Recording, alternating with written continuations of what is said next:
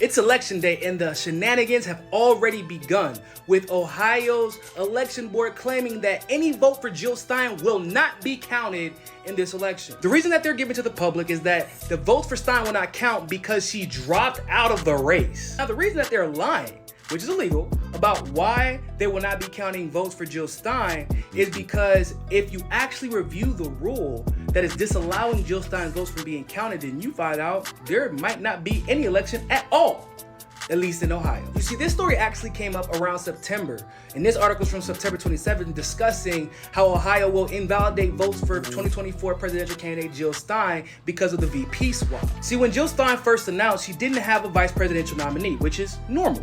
So she put down Anita Rios, the former gubernatorial nominee for the Green Party, as a placeholder and made sure that the Board of Elections were aware of that. But as is customary for most parties, the vice presidential nominee was named at the convention for the Green Party on August 17th. So Rio made the Board of Elections aware that she will be taking her name off the ballot as Butch Ware will be the vice presidential nominee for the Green Party. However, they refused to do this because this deadline of August 12th to replace a vice presidential candidate had already passed. Does anybody see a problem with that? Problem number one. The Democratic National Convention wasn't until August 19th, only 2 days after the Green Party National Convention, where Butch Ware was named the vice presidential nominee. In other words, not only did the Democrats not have a vice presidential nominee, but they didn't have a presidential nominee. And quite literally, they had to switch their vice presidential nominee at the last minute because it was supposed to be Kamala Harris.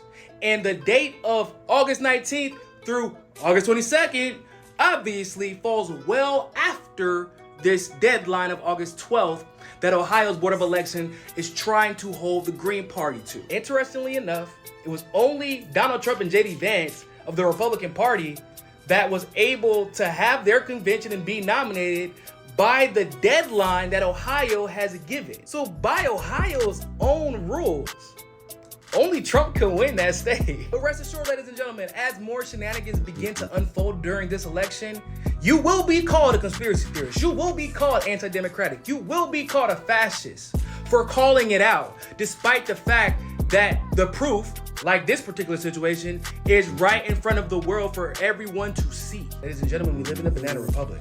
Our elections are not legitimate. And outside of maybe some local offices, the only real reason to vote in an election is for accountability's sake.